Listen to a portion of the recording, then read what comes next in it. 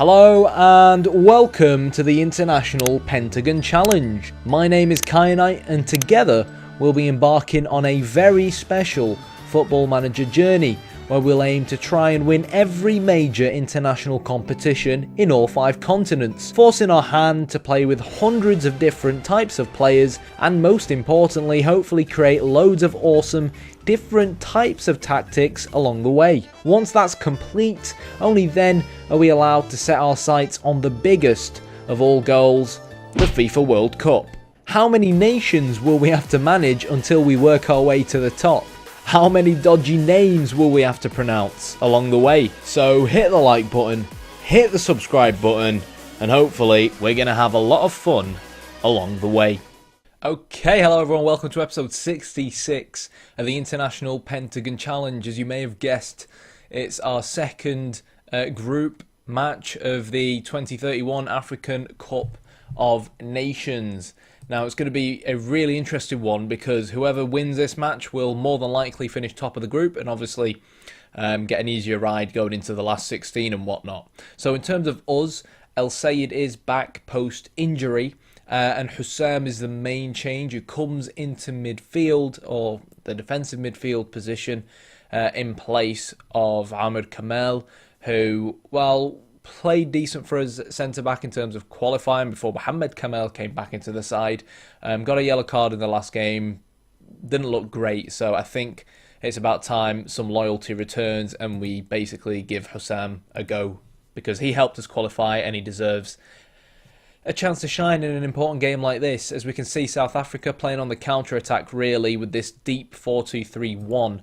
But I have to say, like, South African regens on this game are just unbelievable, honestly. 2031, I think, looking at some of these players and some of the teams they play for, in a way, I almost feel like they are the best team in Africa right now. And it's no surprise they keep qualifying for World Cups.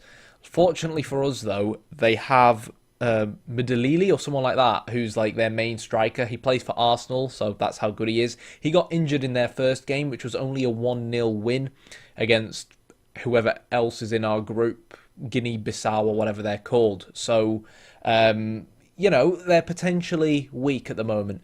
Molete is going to be an inside forward, so that'll suit Abdelraouf just fine. As far as we're concerned, we're probably going to take a much more conservative approach to the game. Okay, so in terms of our team instructions, we've dropped down our mentality to standard. If we feel like we need to bump it up, we can do. Fairly narrow, normal defensive line because this South African side is built around counter-attacking. They have so much pace in their side, but that is it really. El Sayed and Ramsey both on attack because we have a standard mentality, so I prefer, especially when we're on a standard mentality, to have both wingers on attack so that Sayed doesn't get too isolated and both fullbacks have dropped down to support. Another thing as well, our wingers are going to be looking to man mark their wingers just to give us that extra bit of defensive stability, and obviously we'll transition off the ball as well. So really 2 teams this game that play a very similar brand of football to each other. The only main difference between, you know, how we both set up tactically is basically I would say we're a little bit more positive thinking than they are. They're playing with 2 defensive midfielders, whilst in theory we're only playing with 1. 3 shots already for the South Africans, but at least now we're on comprehensive. It gives us, you know, something to really start drawing conclusions from. Oh, El Sayed is through. Oh my God, how's he not scored there? He's on his favoured left foot as well. Clear-cut chances won. We had 8 against Burkina Faso. Jesus Christ. I mean, this is going to be a tough game. Would I take a point? I probably would. But, you know, a win would guarantee us getting past the group stages. So, yeah, tries to play that towards Ramsey. I'm not happy with some of these direct passes we're seeing. It seems like we could do being a little bit more narrower ourselves, actually. So, going to do exactly that. Go a little bit more narrower, reduce our creative freedom a little bit. And we have retained possession on, but I actually want to go with shorter passing. The reason for that is the shorter you're passing, the less likely we are to really make a mistake in terms of moving the ball about, and the less likely they are to counter-attack. But as you can see, what that kind of two defensive midfielder approach gives them is a lot of players behind the ball, and we have a lot of emphasis on our wingers really being in charge of the transition for us. But Modisa is going to pick the ball up. He's now one-on-one with our goalkeeper, and that fizzes past the post. So really, two teams now with a clear-cut chance apiece. But again, very suspect defending from us. Similar to, it was a very Hassan Bande-esque run. You know, we saw that happen in the previous game, which isn't really good for us. Is that offside? It isn't. El Sayed can cross his ball in towards the back post. Yahya picks it up. Ramadan shoots. Hussam recycles. Can we maybe brute force another chance out of this? We can't. That's a fantastic tackle there, though, from Hussam, and he breaks up the counter-attack. He's really important for us in the defensive midfield position up against this counter-attacking style team. Yahya with the header and Mabasa with the save. So far, end-to-end stuff, really. Both teams have had their chances. I feel like our wingers are doing well to get past their fullbacks, but you know, in comparison to a lot of the teams I believe we're going to meet at this African Cup of Nations, South Africa's fullbacks are up there with among the best, to be honest. So, yeah, we have to be careful of that, and we have to be careful of their. It's far too easy for them to get the ball towards Molete. Don't score from here. Oh, what can we do up the other end? We can't. It's far too easy for them to play that ball towards Molete. Makes me wonder what I need to do to maybe try and prevent that. Feels like maybe setting one of the defenders to become a stopper to come out and meet him could help. But I think what I'm going to do is just try and trigger something using some opposition instructions. So I'm going to try and show both wingers on their weaker foot as well as the striker himself. And we're going to try and tackle him hard and try and make sure we're always closing him down.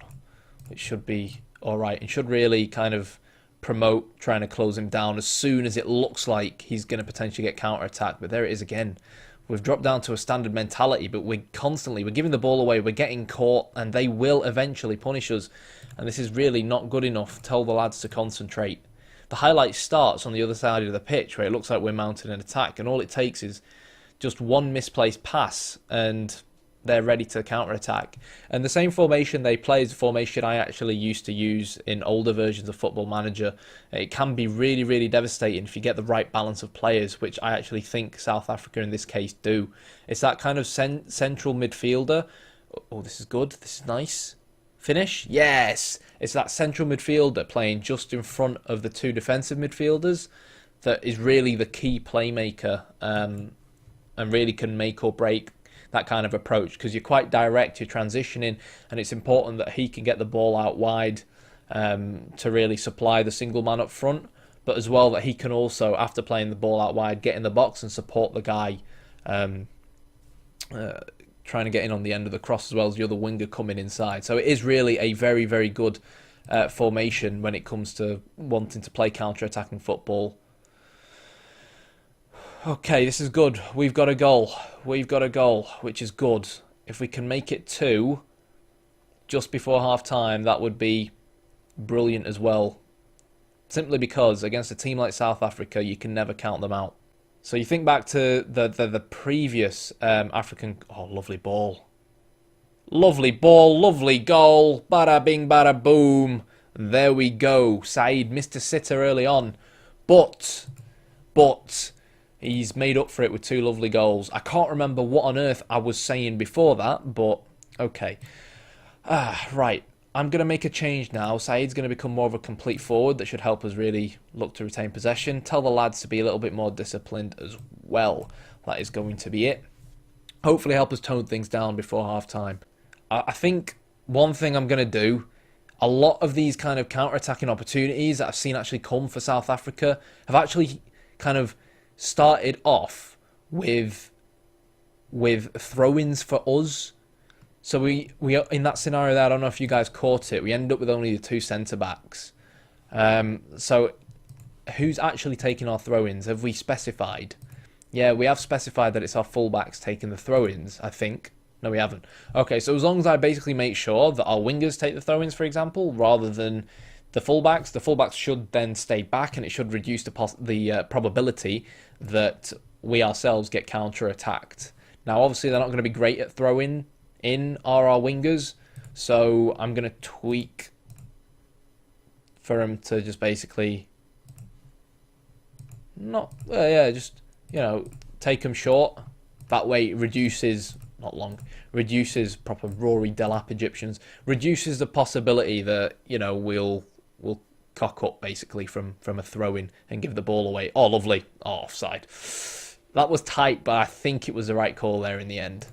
So one more concentrate shout, probably the last shout we'll get before going in at half-time, where we can regroup and, just make sure everyone stays awake. As well, you can see he's only on support, but he's proper bombing forward as our fullback when he doesn't really need to. Keep an eye on that. I know it's 2-0. I know you're probably thinking, well, why have you not gone to key highlights? We saw what happened against Burkina Faso, and I'm not gonna have it happen again against one of the best teams in the continent. We've not been brilliant. I don't think we've been brilliant, but you can't expect us to be brilliant against a team of South Africa's calibre. So I'll calmly tell him not to get complacent. Hussein Saeed's not going to like it, but he can do one as far as I'm concerned. I will tone him down to mainly focus on defending, and I think we can afford to tone down both wingers here. Another thing as well, tell him to dribble a little bit less. Don't want it to seem like I'm parking the bus this early on, because that's not really how I see it. It's rather just being a little bit more cautious with what we're doing. Now that we have that extra fullback, defending, it should hopefully help us deal with some of these direct counter-attacking balls we're seeing from them. In this kind of scenario here, I don't want the ball necessarily played forward. Just, this is nice. Using the winger on support, nice 1-2 passes down the wings, building things up, and we hit the post until we get a good chance on goal just like that. I want us to really hold on to the ball a little bit better. So I'm going to drop him down to be more of a support, but to counteract that, move Saeed to be more attacking. Like in that scenario there, I don't want the through... Oh, we just needed a touch onto that. I don't want the through ball forwards towards the striker. What I want is for the striker to come deep and then allow the wingers and the rest of the midfield to play off him. That way we can retain possession a lot better.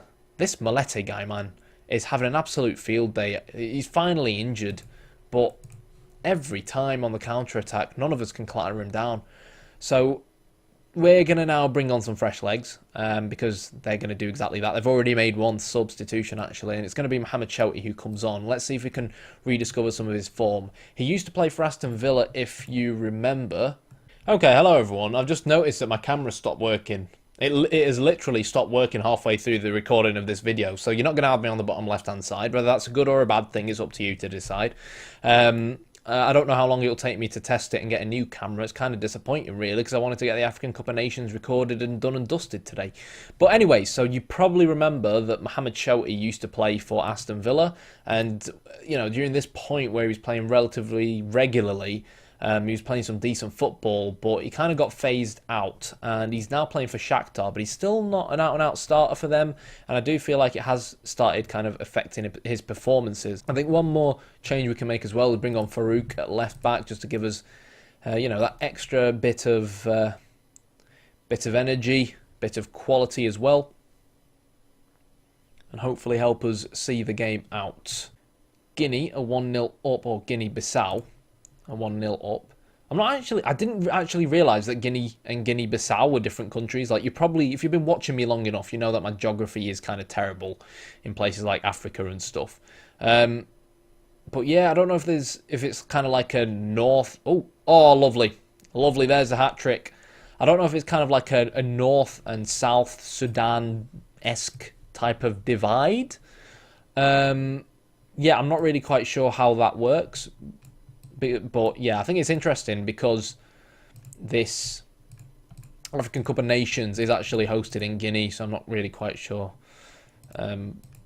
politically where that leaves things. Or they could both just be called Guinea. I don't know. But anyways, there we go. Hussein Saeed is the hat-trick hero, and I think that's a license to not only bring on Islam Sabir to have a bit of a run around, but to rest some legs, and most importantly, drop down to comprehensive highlights. Hopefully, all it's going to take is me unplugging and replugging my webcam in, and I can carry on recording the rest of the African Cup of Nations today. Oh, hello. Oh, no, we're down to 10. That's not good. Okay, Hussam has had to come off, which is disappointing. Guinea-Bissau 2-0 up against against Burkina Faso's Rivaldo Sarr that scored. So we do obviously have them next, and they're going to be coming into the game against us. Obviously, we've already qualified now after beating South Africa, but they're going to be coming into our game with a pretty positive mindset, knowing that they're fresh out of a win.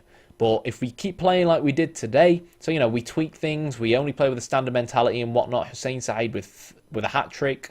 Last African Cup of Nations, he was really disappointing, so buzzing that he's got his shooting boots on this tournament. So, yeah, all good, all good, all good. A good win, boys. Well done. They deserve that after a solid 3-0 win against South Africa. And that is really going to be it. We just need to see what's up with Hussam. He's out for 2 weeks. And that probably means he's gone now for the African Cup of Nations. Out for 3 weeks. It's a concussion, it looks like. So, yeah, that's him gone. And it means that we are going to need Ahmed Kamal to really step it up in that ball-winning midfield position. Just in front of the back two. But if you enjoyed this video, do hit the like button. Please hit the subscribe button. And as things currently stand, we're top of our group. Also, just to clarify, it does actually look like my webcam started working for a second and stopped working. So if you're wondering what the big white thing at the bottom left-hand side of the screen is, and what the pegs are, they're obviously the pegs that hold my green screen up. So I'm really sorry that the camera randomly started working, but as you can see, it's no longer working again. So, yeah, this is an episode to remember. Maybe not for the football, maybe not for the hat-trick, but for the technical cock-ups. See you next time.